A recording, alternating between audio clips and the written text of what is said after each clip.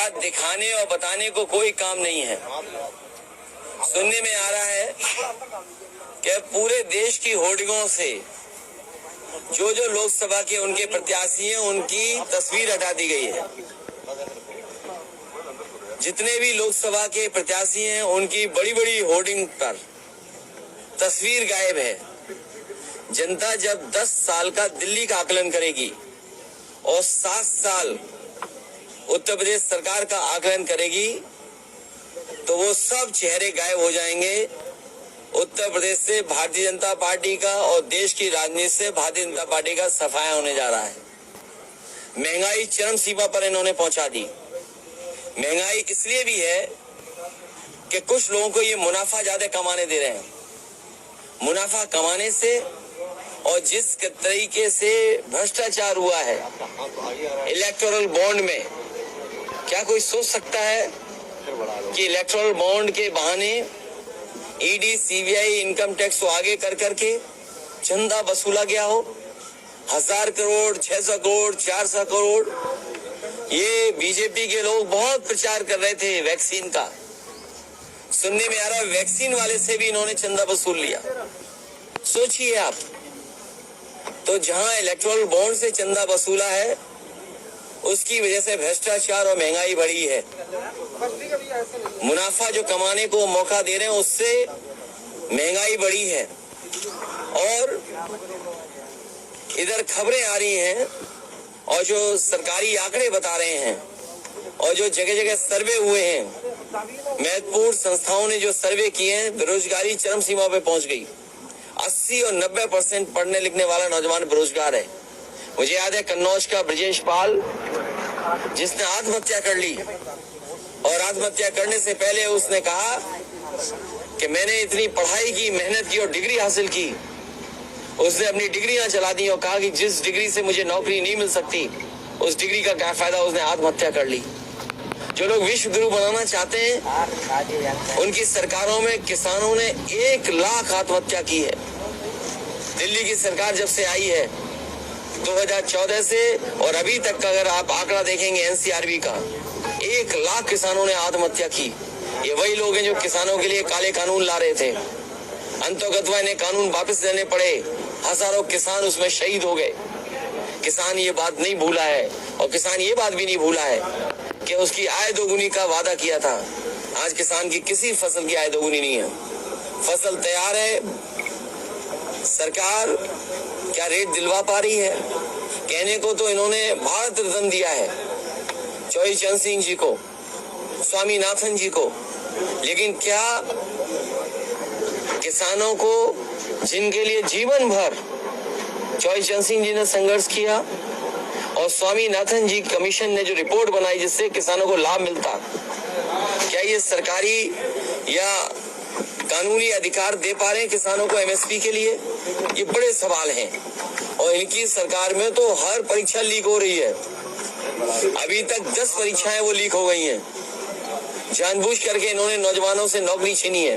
ये नौकरी नहीं छीन रहे हैं, ये आरक्षण नहीं देना चाहते हैं, क्योंकि वो जानते हैं सरकारी नौकरी देनी पड़ेगी तो आरक्षण देना पड़ेगा। ये आरक्षण नहीं देना चाहते, इसलिए नौकरी के जानबूझ करके पेपर लीक करा रहे हैं। और अग्निवीर जैसी लोग जो 4 साल की आधी अधूरी नौकरी आने वाले समय में हो सकता है ये खाकी वालों की भी 4 साल या 3 साल की नौकरी कर दें, तो सोचो इनका भविष्य क्या होगा। इसलिए सोच रहे हैं नौजवान और भारतीय जनता पार्टी का सफाया करने जा रहे हैं। मैंने कई बार फार्मूला बताया, फिर बताता हूं कि 60 लाख बच्चे जो प्रभावित हुए हैं परीक्षा लीक से, उनके केवल माँ बाप, एक परिवार में अगर 3 सदस्य 3 वोटर हैं, हम लगा लें तो 3 गुणा 60 लाख 1 करोड़ 80 लाख, और यही 1 करोड़ 80 लाख अगर हम 80 लोकसभाओं में भाग दे दें तो हर लोकसभा में 2,25,000 वोट केवल पेपर लीक से नौजवानों का भविष्य डुबा करके कम हो गया है। तो ये सरकार, जो लोग 4 कर रहे हैं वो हारने जा रहे हैं, अपनी पार कह रहे हैं। और अगर 400 पार ही कर रहे होते तो क्या झूठे मुकदमे लगा करके दिल्ली के मुख्यमंत्री को जेल भेजना पड़ता?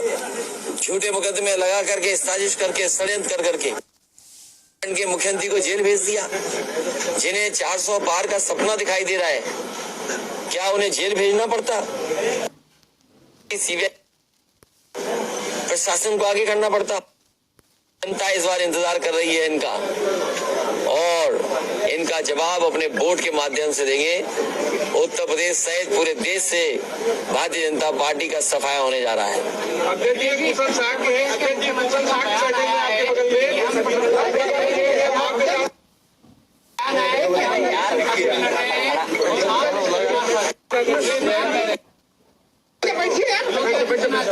ये भारत लोग, ये ताली थाली और घंटी बजाने वाले लोग, गारंटी की जो घंटी बजा रहे हैं, ये गारंटी नहीं, ताली थाली वाली ये जो गारंटी है। सोचो, जिनकी बात झूठी हो और झूठे वादे किए हो जिन्होंने, और समय समय पर जनता को गुमराह करने के लिए बहुत सी संस्थाओं का सहारा लेना पड़ा हो, ये अमेरिका की नकल कर रहे हैं। नेशन फर्स्ट, ये अमेरिका का नारा है। हमारे मुख्यमंत्री जी कभी अमेरिका नहीं गए। अरे हमारे मुख्यमंत्री जी जो एटा में जो बिजली घर बना है उसका नाम नहीं ले पा रहे, वो नेशन फर्स्ट क्या लाएंगे? 3x660 super critical thermal plant Mainpuri खत्म होते ही एटा में शुरू हो जाता है कारखाना। अगर वो लग गया होता तो आज गरीब को, किसान को बिजली मुफ्त मिल रही होती। बताओ, बिजली का महंगा हो गया बिल। और नेशन फर्स्ट का नारा देने वाले, हमें खुशी है इस बात की, समाजवादियों को याद है जिस समय मैं लैपटॉप बांटने जा रहा था, कि समाजवादी पार्टी के लोग इस पक्ष में थे कि गरीब परिवारों को भी लैपटॉप मिले। समाजवादियों ने जो लैपटॉप बांटा था, आज मैं आपसे कहना चाहता हूं, आप गूगल कर लेना, अमेरिका के बहुत सारे सिटीज में, उनके स्टेट में आज लैपटॉप डिस्ट्रीब्यूशन चल रहा है। आज अमेरिका के कई स्टेट्स में, कई डिस्ट्रिक्ट में, सिटीज में लैपटॉप डिस्ट्रीब्यूशन हो रहा है। और लैपटॉप इसलिए बांटा जा रहा है कि वहाँ के गरीब बच्चे अफोर्ड नहीं कर सकते। अभी बिल गेट्स आए थे और प्रधानमंत्री जी का उनसे मुलाकात हुई तो डिजिटल डिवाइड पे बात कर रहे थे। बात कीजिए, डिजिटल डिवाइड पे बात हुई थी। और अभी बहुत से उद्योगपति और आ रहे हैं, वो भी डिजिटल डिवाइड पे बात करेंगे। अगर डिजिटल डिवाइड पर किसी ने काम किया तो समाजवादियों ने किया। ये नेशन फर्स्ट वाले केवल सड़कों से जानवर हटा दें, बस इनकी प्रायोरिटी हो कि सड़क दे। मैं इनका धन्यवाद देता हूँ। ये नौजवान जुझारू काम करना चाहते थे, अपने समाज को जगा करके अपने साथ वोट ला करके लड़ना चाहते थे, लेकिन देखिए आप, बीजेपी का फोन आया होगा, बसपा ने टिकट बदल दी। तो बीजेपी के फोन से बसपा कन्नौज से अभी तक प्रत्याशी घोषित नहीं किया है, बहुत जल्दी घोषित हो जाएगा। सर कल केशव प्रसाद जी आए, उन्होंने कहा समाजवादी। मैंने कार्यक्रम नहीं देखा, लेकिन मैंने उस कार्यक्रम की तस्वीरें देखी हैं। और तस्वीरें बताती हैं कि मंच तो थोड़ा बहुत थे लोग, लेकिन कुर्सियां सब खाली थी। कल केशव प्रसाद मौर्य, और सुनने में आ रहा है कि जो हमारे मुख्यमंत्री जी आए थे दूसरे प्रदेश के, वो मैनपुरी का विकास देखने आए थे और वो विकास देख के गए हैं। मैं उन्हें भरोसा दिलाता हूँ कि रनवे से लेकर के एक्सप्रेसवे और ये 4 लेन सड़कें जो उन्होंने देखी होंगी मैनपुरी की, अगर उन्हें जरूरत पड़ेगी तो हम उनका सहयोग और मदद जरूर करेंगे और सुझाव देंगे जिससे वो भी विकास कर लें। तो केशव प्रसाद मौर्य ने कल कहा है कि समाजवादी पार्टी की साइकिल पंचर करके भेजेंगे। देखिए, उनको मत गिनिए, वो कुछ नहीं है। केशव प्रसाद मौर्य ने कल कहा कि नेताजी का मोदी जी सम्मान करते थे, इसलिए वो नहीं आते थे चुनाव प्रचार में। कौन? केशव प्रसाद मौर्य ने कहा है कि नेताजी का सम्मान करते थे मोदी जी, इसलिए प्रचार में आते थे, इसलिए उनका गढ़ था, इसलिए वो जीतते थे। अब मोदी जी प्रचार करने आए। अरे खुशी की बात है, प्रधानमंत्री ये भी बताने आएंगे कि क्या क्या काम यहाँ पर हुआ है, उन्होंने क्या क्या काम किया है। और सोचिए आप, जब होर्डिंग से उन्होंने अपने सभी प्रत्याशियों का और जो चेहरा गायब कर दिया, तस्वीर गायब कर दी, वोट पड़ेगा तो एक तस्वीर है वो भी गायब हो जाएगी। भैया मोबाइल थोड़ा आपने पीछे प्रेस का धन्यवाद देता हूं और मैं मैनपुरी की जनता से का धन्यवाद देता हूं, आभार प्रकट करता हूं और मुझे पूरा भरोसा है कि इस बार रिकॉर्ड मतों से समाजवादी पार्टी जीतने जा रही है। और जो प्रत्याशी हैं बीजेपी के, हमारे मैनपुरी के पत्रकार जानते होंगे, उन्होंने तो पहले ही कह दिया है, जब उनसे पूछा कि कौन जीतने जा रहा है तो वो कह रहे इसमें यहाँ क्या बताना, यहाँ तो सपा जीतने जा रही है। सोचो, उसे प्रत्याशी बनाए यहाँ जो पहले से ही सपा का समर्थक रहा है और सपा को जिताना चाहता है। तो ये बीजेपी वाले कोई लगता है जिताना चाहते हैं। नारा टोल हो रहा है कि अभी नहीं तो कभी नहीं। एक मेरा सवाल है, आपके एक पार्टी है, एक दल है जिसने कि ये कहा है अगर हम पावर में आते अगर तो जो इंडिया के जितने भी ऑटो में जा रहे हैं वो सब नष्ट कर दें। मुझे नहीं पता, मुझे नहीं पता अभी नहीं तो कभी नहीं। क्या चीज, मुझे जानकारी नहीं है सर, मुझे जानकारी नहीं है इस सवाल के बारे में। बेरोजगार लोगों को, युवाओं को रोजगार देने की बात कही है। कौन सा मैनिफेस्टो? ये मोदी जी ने जो घोषणा पत्र जारी किया, देखिए उनका जो है घोषणा पत्र, 15 लाख रुपए तुम्हारे अकाउंट में आ गए, 15 लाख रुपए किसान की आय दोगुनी हो गई, 2 करोड़ नौकरियां मिल गई, स्मार्ट सिटी बन गए और किसानों को सुविधा देने की बात कही थी, लोन माफ करने का, क्या लोन माफ हो गया? उद्योगपतियों का 15 लाख करोड़ माफ कर दिया और हमारे किसानों का लाखों रुपया जो बैंक पर है वो माफ नहीं किया इन्होंने।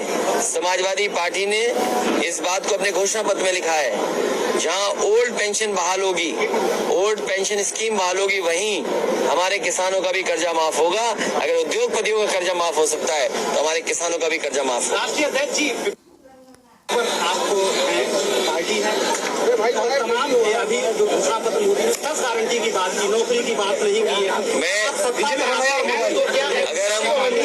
अगर हम उम्र का हिसाब किताब लगाएं, बहुजन समाज तो ने प्रत्याशी उम्र का हिसाब किताब लगाएं तो 2014 में जुमला आया था,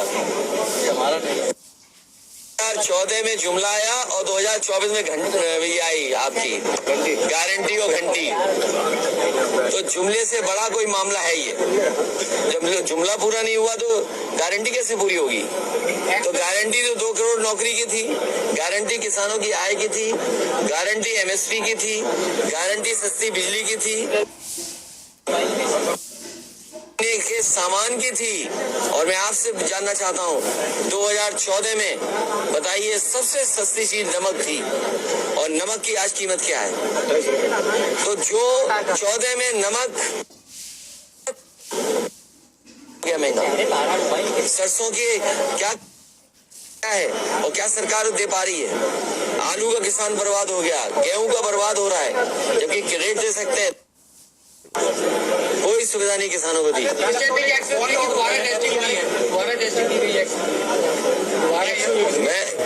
इन्होंने कोई दूसरा ऐसा एक्सप्रेस वे नहीं बनाया जहां पर कहीं हवाई जहाज उतर सके। कम से कम समाजवादियों ने ऐसा तो कुछ काम किया है। और जिन सड़कों पे आप यहाँ चलते हो 4 लेन की, ये भी सब समाजवादियों की देन है। आप लड़ सकते हैं क्या? आपकी इच्छा है।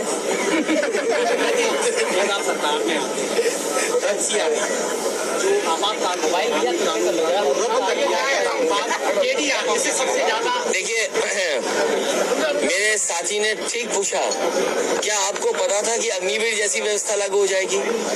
क्या आपको पता था कि नोटबंदी आ जाएगी? ऐसे क्या अमेरिका का कॉपी कर लिया नारा? एक बार अमेरिका की वो भी नकल करके लाए थे भाषण। यूके के एक प्रधानमंत्री ने भाषण दिया था, उसकी भी नकल करके लाए थे मुखर्जी जी। तो ये नकल करने वाले, इनके पास अपना कोई आइडिया नहीं है। राशन स्वरूप गरीबों को बांट रहे हैं, तो क्या गुलाम बनाने की कोशिश है क्या? समाजवादियों ने कहा है कि पौष्टिक खाना मिले गरीबों को, पौष्टिक खाना मिलेगा तो उनका स्वास्थ्य बेहतर होगा।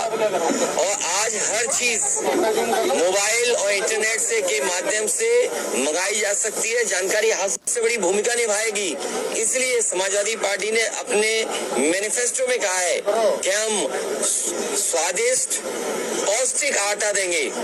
जिस तरीके से संपन्न लोग, बड़े लोग शहरों में बाजार का पैक्ड आटा खरीदते हैं, कंपनियों ब्रांड का नाम नहीं लूंगा मैं,